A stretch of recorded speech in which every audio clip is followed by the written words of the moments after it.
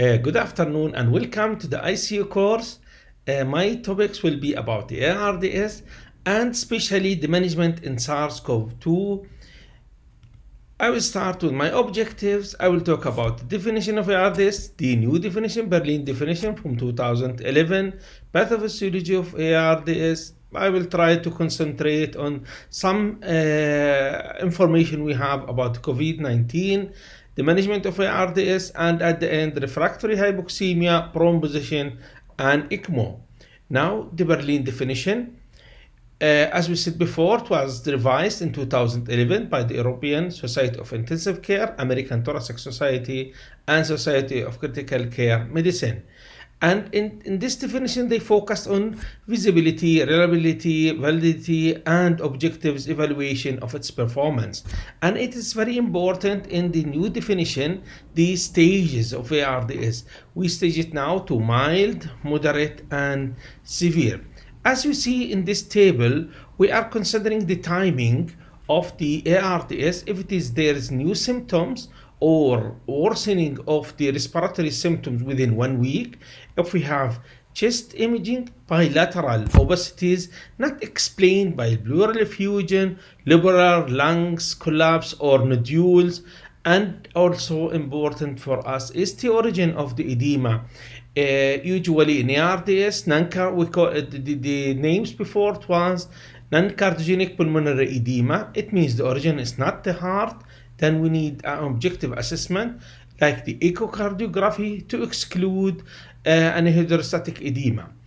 Now, the oxygenation, and this is very important, we stage it as we said before, the mild, and it is if it is the BO2 over FiO2 ratio between 300 millimeter mercury to 200 with a beep of 5 or more centimeters water.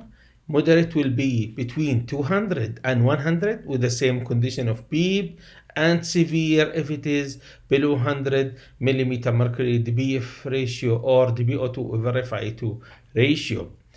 And here is just the chest X-ray of a COVID-19 patients. You see there is bilateral lung infiltrate, mainly in the peripheries. It is sometimes difficult to differentiate the origin of this ARDS. Is it COVID or other infection? But in the CT scan, therefore, I brought for you here this nice CT scan with for 4 patients. First one is having a focal lesions here in the lung, can also presented with different lesions here and the ground glass appearance in the peripheries, also here in the middle and in one side, and bilateral the ground glass appearance. Also here you can see there is ground glass appearance with some pleural also effusion.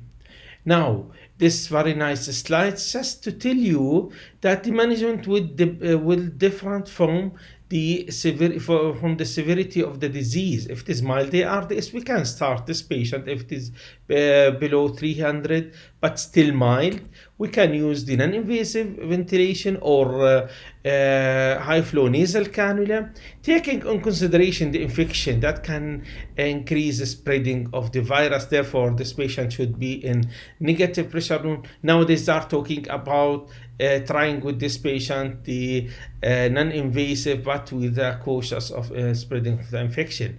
And then here you can see low tidal volume and ventilation. This is all through the disease, if it is mild, moderate, or severe.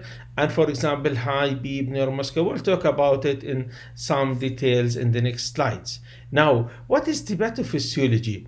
This is in general, the pathophysiology of ARDS. As you notice, in inflammatory alveolar injury, we have pro-inflammations, cytokines, we are like here the interleukins 8 and 6, and especially they are talking in COVID-19 about interleukin 6. And then we have neutrophils, inflammatory substance, protease, damage, capillary endothelium, alveolar epithelium, and fluid reach in the alveoli, protein fluid reach and in the alveoli, and that all cause impaired gas exchange, decrease the compliance, and increase the pulmonary hypertension. Now, what is special for COVID-19 is the focal hemorrhage in the lung tissue, and it's also bilateral alveolar damage. It is a significant proliferation of the type 2 alveolar epithelium, focal desequestration, and alveolar epithelium. And very important, the hyaline thrombi, intrapulmonary interstitial fibrosis were found. And that's important for us to search for the treatment of the COVID.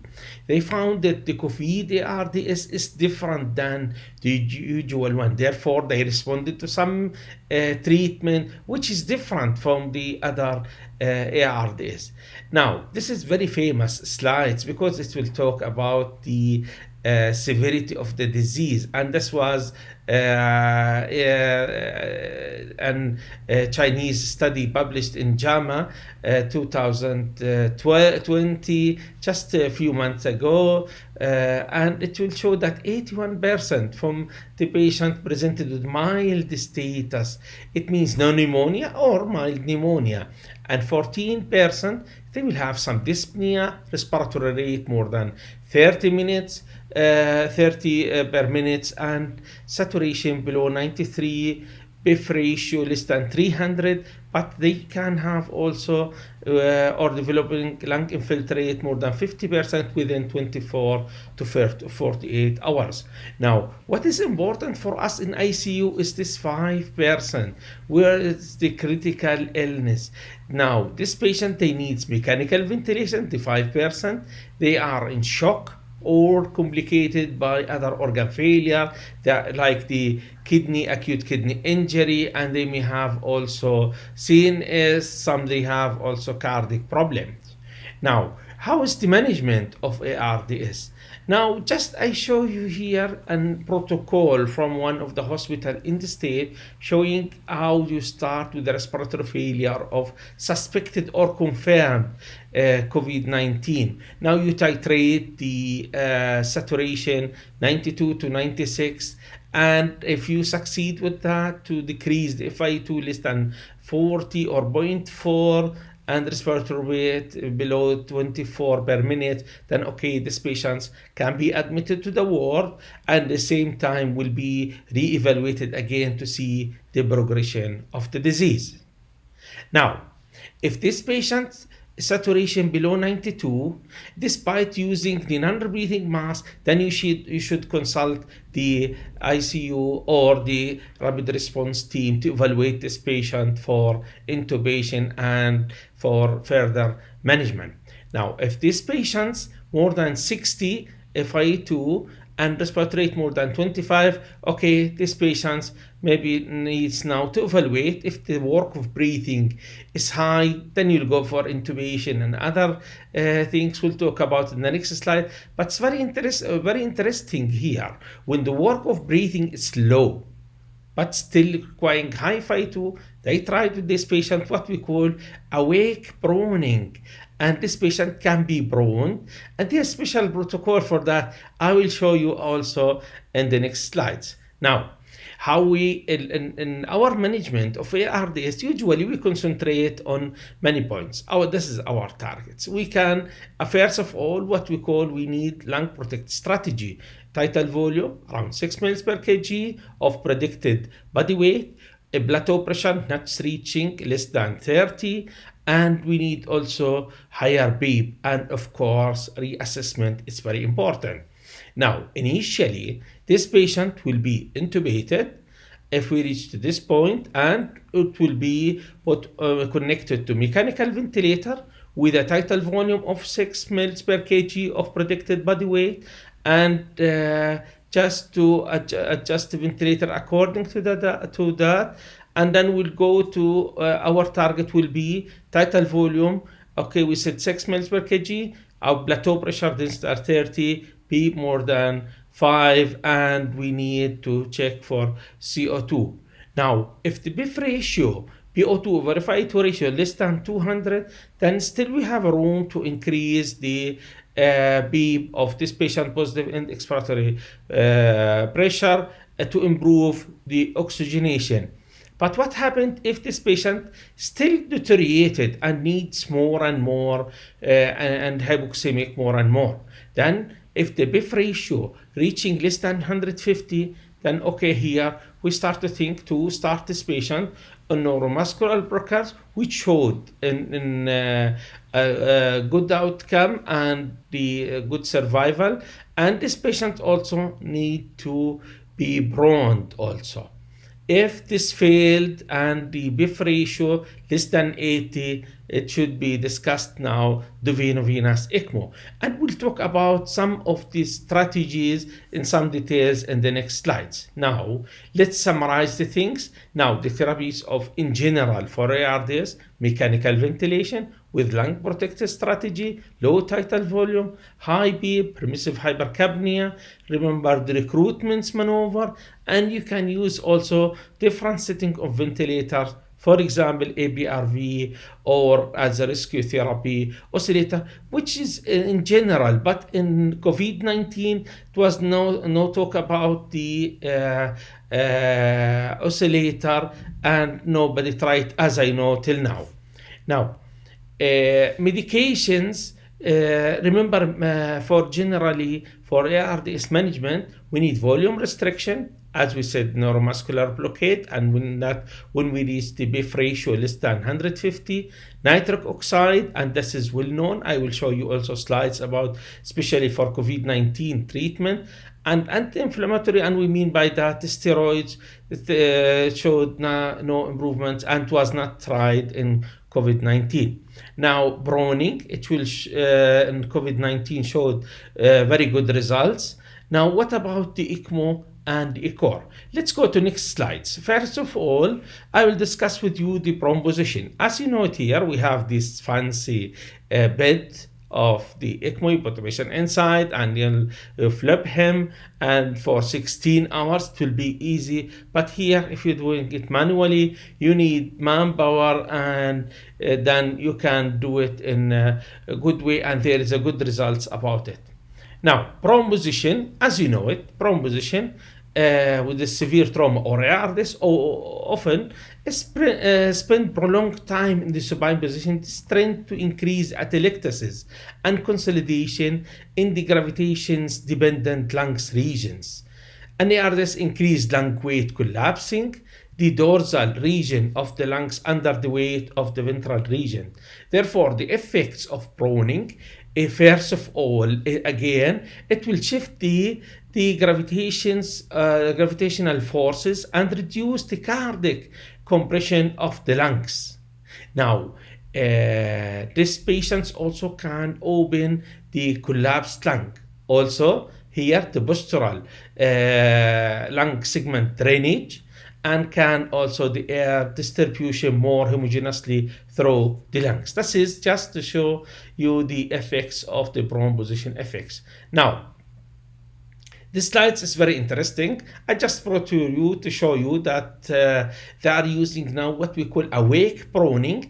They have a special protocol for that. Some hospitals, if the saturation is between 92 and 96, and this patient required high FI2, and they consider it here, for example, more than 28, then you evaluate your patient if he's candidate for awake proning cooperative, and for the procedure, no anticipated airway issues, for example, then you'll go for, and there's no, of course, contraindication for proning, then you can try with him 1 to 2 hours. In between, you let him sat between for 30 to 60 degree upright, just to show you that here there is a special protocol for awake proning. Now, the question about the ECMO. The ECMO, well, should we go for COVID ECMO? Now, they found that in ECMO, and this is the latest recommendation from ELSO about the veno-venous ECMO, of course, for this patient. Now the ECMO, there is 3 recommendations, and this is very important. This slides and the next slides, I will talk about the ECMO indication for COVID-19. First, we recommend against initiation of ECMO. As initially, you need first to maximize your treatment with muscle relaxant, with proning, and maybe also you try the inhaled nitric oxide. And after that, if failed everything, you can go for ECMO. And remember one thing, that the ECMO here, now the ARDS here, it's not a usual ARDS.